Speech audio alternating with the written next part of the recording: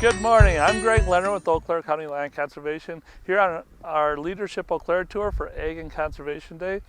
Typically we have that day in September, but this year with COVID we've moved our day into the spring, but we are also taking the opportunity to provide some unique opportunities, videotaping some of our tour ahead of time and giving you an opportunity to see things over the seasons. Agriculture does occur over many different seasons, and we're hoping that this opportunity provides even a better opportunity for you to see what's going on.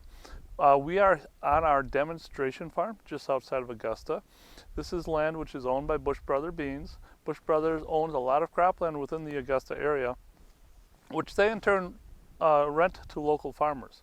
We approached Bush Brothers, we're renting some of the land from them, and have worked with our local farmers, Gabler Brother Farms, and they are putting in the crops, and we have this as a demonstration farm. So we have this going on for the next few years, and we're hoping to be able to look at some of these things today. We are 1 week before Thanksgiving here in 2020. We're going to take a look at some of the things going on in the fall, and what we're going to be doing is coming back and looking at this again in the spring. And to help us today, we have Amanda Peters. She's our agronomist here with Eau Claire County Land Conservation.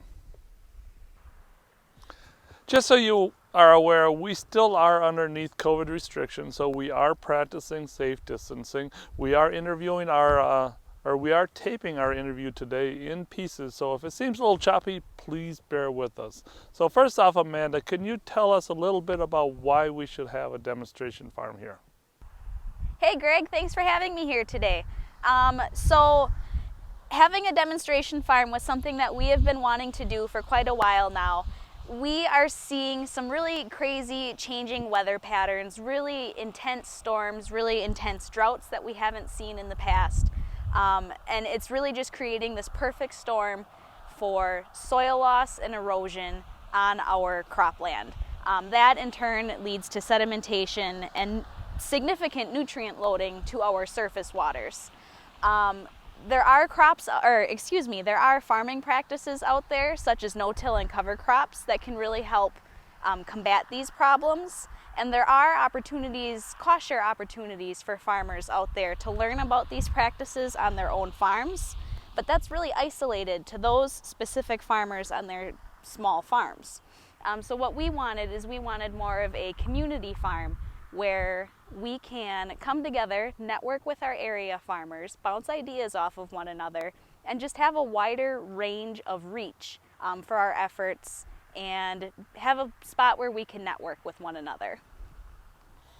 Amanda, can you tell us a little bit about the setup about the farm here, what we got, how big it is, what type of crops are going on? So the demo farm that we have here is roughly 40 tillable acres. Those acres aren't contiguous. It is broken up with some roads in the middle of them. So we have those 40 acres broken up into 4 different fields. One of those fields is a control where we are doing conventional tillage and no cover crops on that field, just to see what would happen if you don't do anything out of the ordinary out there. The remaining 3 fields are our demonstration fields. Those are the fields where we are doing exclusive no-till on them, and then also experimenting with different ways to plant cover crops and different ways to terminate those cover crops in the springtime. The crops that we are growing out here are just typical crops that are grown in Eau Claire County, cash crops, corn and beans. There may be an opportunity to include some winter wheat in future years, and then of course our cover crops in the fall after the main crops come off. Can you kind of explain what types of things have been happening out here on the demonstration farm which are potentially a little bit different than what farmers have been doing before? So for this first year of the demonstration farm, we had soybeans planted, and then the cover crop that we did after the soybeans is a rye cover crop. We have the 3 demonstration fields, so we experimented with 3 different ways to get that rye cover crop planted. The first is we used what's called a Notill Drill to plant that rye seed into the ground. That's actually the field that I'm standing in right now. And that occurred after the soybeans were harvested in October. The second demo plot got rye broadcasted over the top of the soybean stubble. where that rye is just, broadcast over the top of the soil. It's not incorporated or planted into the soil in any way. And then the third demo plot that we did this year is we actually broadcasted the rye seed and interseeded it into the standing soybean field. So we came out and we planted that rye while the beans were still standing in the field. And the reason why we did that is because there tends to be a timing issue with getting your cover crops planted at the end of fall after your main crop is harvested. A lot of times it gets really cold or really wet, and it just becomes a challenge to get that cover crop out there in that time frame. So what we were thinking is if we can get that rye planted earlier in the year, we can get it established before the weather turns nasty, and then you have your cover crop growing. But of course there's challenges with that as well. By interseeding that rye into the standing soybeans, we had to drive out in the field and knock down soybeans, which means yield loss. We were curious if that yield loss was big enough to make it not worth it to plant that rye earlier in the year. So how have things turned out so far here on the demonstration farm? So for this first year of the demo farm, we were very successful in using the no-till drill to plant the soybean crop in the 3 demo fields. We also had good success getting the rye, the 3 different ways to plant the rye cover crop established and growing. So like I mentioned, this is the no-till field that we were in. The no-till planter was used to plant this rye just about 1 month ago. And it may be kind of challenging for you to see on this video, but there is, in these trenches here, there is quite a bit of rye growth in here. It's green, it's growing, it's maybe 1.5 inches tall. There's a great established cover crop in this field, and it will continue to grow throughout the winter and green right up again in the springtime. Besides cropping data, do we have anything else going on here? Are we collecting any other data here on the demonstration farm? Yeah, so in addition to collecting just your typical yield data, we're also collecting different data on the soil out here. One of the things that we're keeping track of is the soil health. And some of the ways that we can do that is we use these infiltration rings. You can pound this into the soil, fill it with about 1 inch of water, and see how long it takes for that water to actually infiltrate into the soil. You want that process to happen fairly quickly, because what that means is that the ground can actually infiltrate rain. It can take up rain as it's coming down instead of running off across that field and creating erosion and nutrient runoff problems. Another tool that we can use to help measure soil health is this tool right here. It's called a penetrometer. What you do is you can push it down into the ground, and there's actually a dial on here that helps you find if there's any hard compacted layers underneath the soil surface. Those compacted layers we want to eliminate because that's just a hard layer that a root is really going to have a problem growing through. And in turn, it's just going to affect the overall growth of that plant, whatever crop is growing out there. In addition to soil health, we're also just doing physical soil properties such as soil moisture and soil temperature. We have a data logger set up with 2 different probes going off of it. The one probe is set up in our control field. The other probe is set up in one of our no-till cover crop demo fields. And those probes are collecting continuous data on soil temperature and soil moisture. We're curious if doing no-till and cover crop practices affects temperature and moisture of the soil in any way that would either be advantageous for the plant to grow or hinder the plant and seed to grow in the springtime. So we have that data logger set up here as well. Amanda, can you share with us how you are sharing this information back out with farmers? So sharing has been a bit of a challenge for us this year with the pandemic. We had hoped to be able to hold field days out here, ideally in the fall and springtime, where farmers can get together, see what we are doing out here, and ask questions and give us ideas of different things. Haven't been able to do that.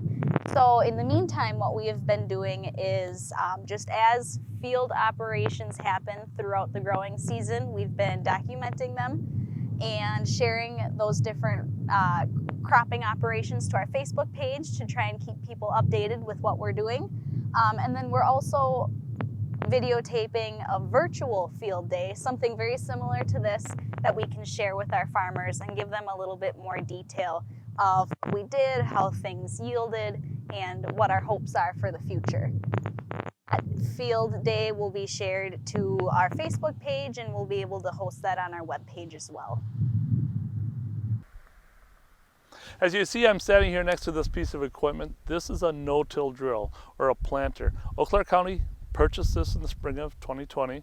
We were able to purchase this with some grants and local donations, and took the opportunity that we had, and now we have this available to rent out to local farmers. Amanda, could you tell us a little bit more about this piece of equipment?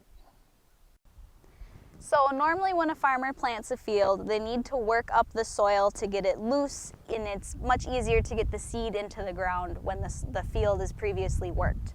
A piece of equipment like this, the no-till drill, eliminates the need for that tillage pass. So what it does is it has discs in it, very sharp discs that really help to slice through the ground, and it's also very heavy, so those discs can get into the ground quite a bit, which helps get the seed placed where it needs to be so it can grow much easier.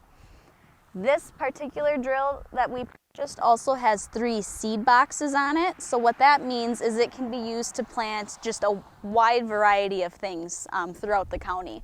We can use it for anything from cash crops, big seeds like soybeans. It can also plant small grains like wheat and rye. And we can also use it to plant really tiny seeds, such as like your grass and clover seeds. We wanted this drill to have the native seed box on it as well, so it can be used to plant CRP and pollinator habitat plantings as well. So all in all, this is a very versatile piece of equipment that can be used by a wide range of farmers throughout the county. So Amanda, tell us, why would a farmer want to rent this piece of equipment as opposed to purchasing their own? So there is a little bit of a learning curve in a no-till program. It is a little bit of a different management style than how a farmer would normally manage a conventionally tilled crop. So we wanted to give farmers tools where they could try this on a small portion of their farm first, kind of learn those nuances of no-till, and then once they've figured out how to make the program successful, they can then make the investment in their own equipment to use on their farm. These pieces of equipment are fairly expensive. This one was over $35,000 for us to purchase. We do charge a small rental fee for farmers to use this, so for them it pencils out easily that they can rent it for that small fee, test it out, and then in the future when they decide to make the purchase, then they're more well informed and more confident that they'll be successful with the program. So Amanda, you mentioned no-tilling quite a bit during our talks here today, which is the process of planting without actually turning over the soil. Could you tell us a little bit more why that is so important? So in a typical farming operation, you would first need to work the soil to loosen it to get that seed planted in the ground. However, by doing that tillage pass, you're kind of creating situations where that soil is much more likely to run off and erode. By tilling, you're removing all of the residue that's on top, protecting the soil from rain, and you're also breaking up the soil structure, which really helps with infiltration and root growth down into that soil. So by practicing no-till, you're leaving the soil covered and you're not disturbing the soil, which really helps combat those erosive forces when it comes to rain and extreme weather events.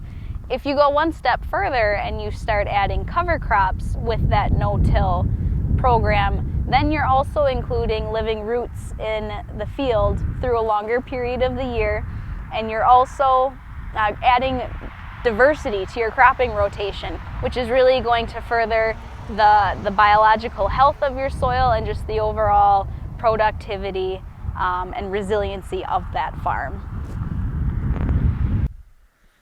I'd like to take this opportunity to thank Amanda Peters from our office for helping us today with the Leadership Eau Claire tour here at the demonstration farm. Also, thank you for coming on our tour virtually. We're going to be back out here in the spring as we are here now in the fall of 2020. So hopefully in the spring of 2021 you get an opportunity to see the demonstration farm, and thank you very much for your time.